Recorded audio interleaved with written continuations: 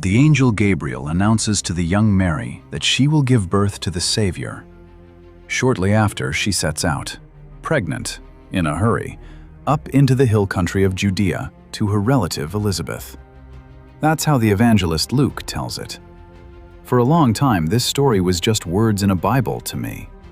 But the place where Elizabeth lived still has a name today: En Kerem. I'd wanted to go there so many times, but I'd never been.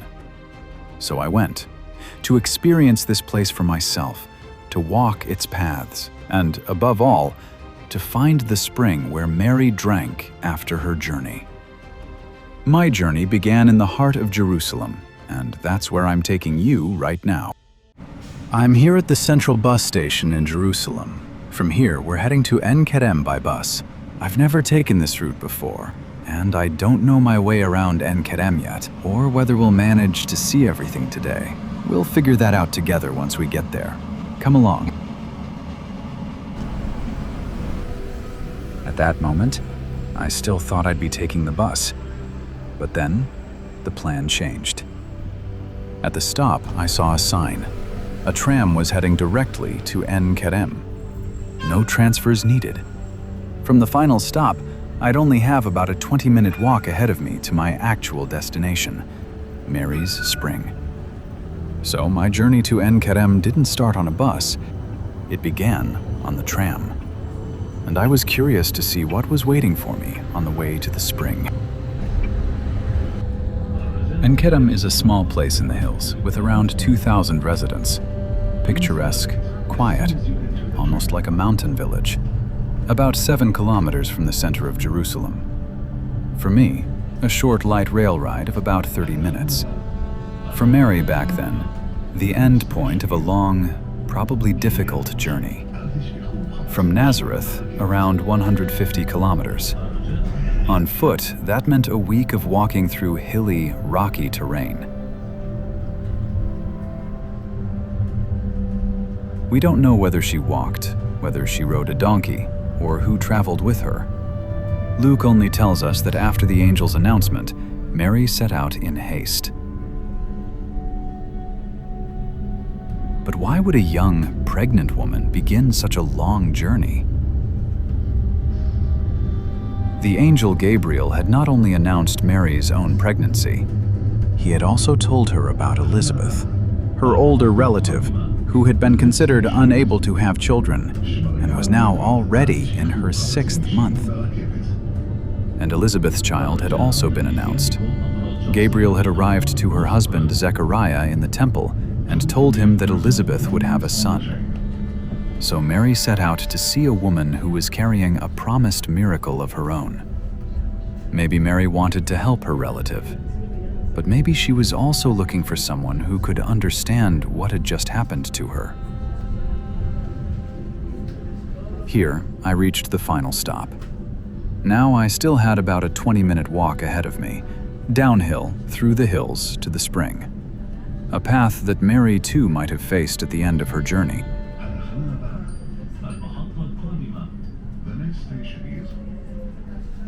We've arrived in En Kerem. Until now, to me, this was just a biblical story and a name on a map. Now it's becoming real, and I'm truly excited to see this place for the first time. Are you coming with me? Then let's first find the way to the spring where Mary drank after her long journey from Galilee, before she made the final climb up to Elizabeth. And if that spring is still flowing today, I'm going to take a drink from it too. Look at this beautiful green panorama. But at the same time, in that first moment, I was shocked by the countless parked cars here along the road.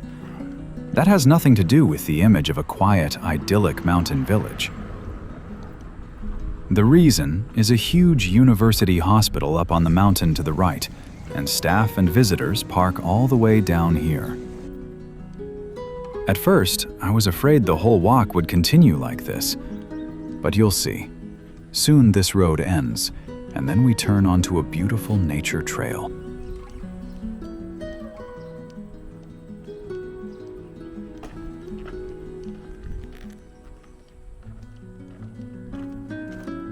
These days, thanks to Google Maps, it's easy to find the way here. 20 years ago, I probably would have had to ask people along the way. But Google Maps does not show you what makes this place so special.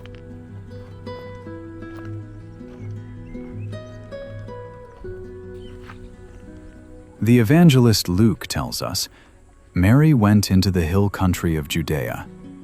And the Christian memory of En Kerem is very old. Already in the Byzantine period, in the 5th and 6th centuries, Christian sanctuaries stood here.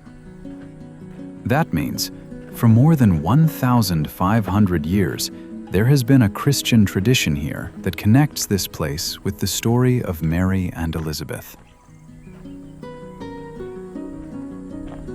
And now, I was making my way down to the reason people settled here at all in these rocky hills: the spring. Archaeological finds show that settlement here goes back to the Iron Age, about 3,000 years ago. From the beginning, this freshwater spring was the heart of En Kerem. Without it, no one could have lived here permanently. For generations, people came together here, for water, for meeting one another, for the daily life of the village. And according to Christian tradition, this is the final stop of Mary's long journey before she reached the house of Elizabeth. For me, it is clear. If Mary arrived here in En Kerem after a long, exhausting journey from Galilee, she did not pass by the only water source in the village. Every traveler stopped here, exhausted, dusty, thirsty. The thought of soon standing at the spring where Mary stood 2,000 years ago was deeply moving for me, and I was full of anticipation. And then, all of a sudden, this view opened up in front of me. This was the place I knew from pictures, Mary's Spring in En Kerem. Right next to it is the minaret of a 14th century mosque that's no longer in use.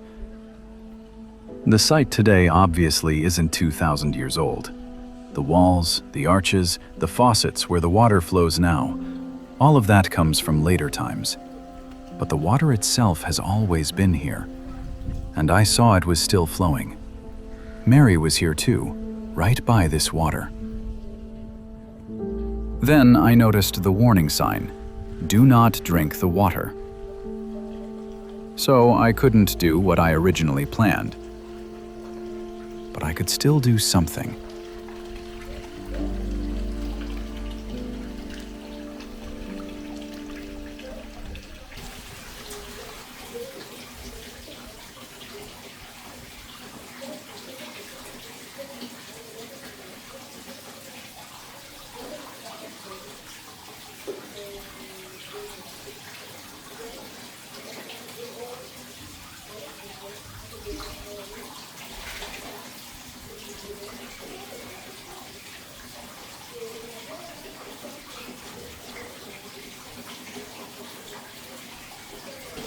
Wow, this is amazing here. Wow. And now, let's find the church. My next destination was the Church of the Visitation. It's farther up the hill, where tradition places the meeting between Mary and Elizabeth.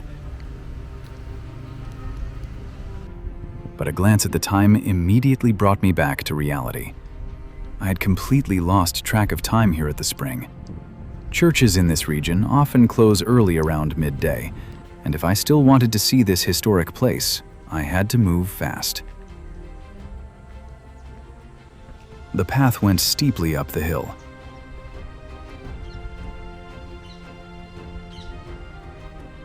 Just before I reached the church, I saw that what I had been afraid of was true.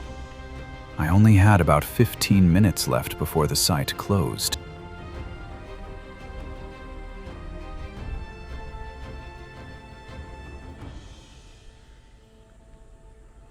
That meant barely any time for steady shots, no perfect footage, just a quick, intense impression. The Church of the Visitation remembers the moment when Mary finally reached Elizabeth. Luke tells us that Mary entered the house and greeted Elizabeth. Elizabeth was also pregnant, and the child in her womb, later known as John the Baptist, leaped for joy. In that moment, Elizabeth recognized that Mary had not come to her simply as a relative, but as the mother of the Lord. She blessed Mary and said, "Blessed are you among women." And Mary answered not with an explanation, but with a song of praise, the Magnificat. "My soul magnifies the Lord." This song is still connected with this place today, and in just a moment, in the courtyard, I would encounter it in many languages from around the world. After the spring below, this was the second great place I wanted to see. The spring was the place of arrival. Up here was the place of encounter. By then, I had about 10 minutes left for the whole site, a race against the closing gates, and there were a few things I absolutely still wanted to see and show you. First, the bronze statue of Mary and Elizabeth, depicting their encounter.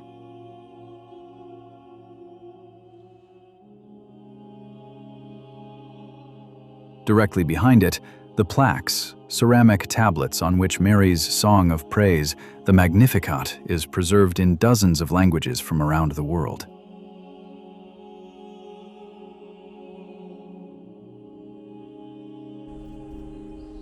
Then, the view upward.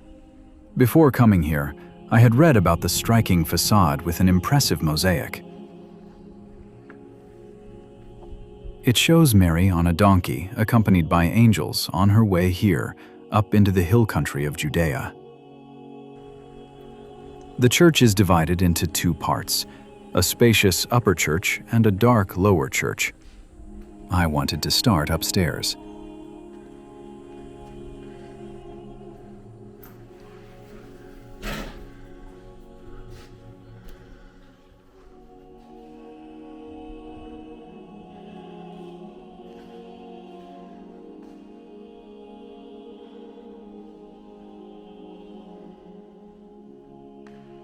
My focus in the upper church was the altar area, where ancient Byzantine and Crusader ruins are integrated directly into the modern walls. When the site was completed in 1955, these centuries-old remnants were intentionally left exposed, a beautiful bridge through time. Time was running out, so I quickly went down the steps into the lower church.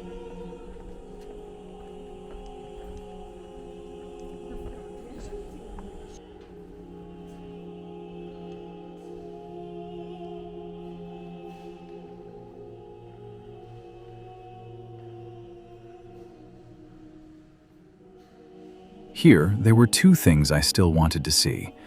First, a striking stone block in a niche. Tradition says that Elizabeth hid here with the infant John during the massacre of the innocents, to hide from Herod's soldiers. And then, just nearby, a small grotto with an old well. A Franciscan friar explained to me there that today you can no longer see any water. And that was where my visit came to an end. The friar was already waiting and wanted to close the church. Mary stayed much longer than I did. Luke tells us that she stayed with Elizabeth for about 3 months. For me, in the end, it was only a few minutes up here. My journey to En Kerem had come to an end. The adventure in my mind had become a real experience. The path through nature down to the spring, the coolness of the water, and then the climb up to the church. For me, it's time to head back to Jerusalem. For you, the day will probably look a bit different. Maybe you'll check out another video on my channel. What are you taking away from this place today? Let me know in the comments. Thanks so much for being with me today. Until next time, at another holy Christian place in the Holy Land.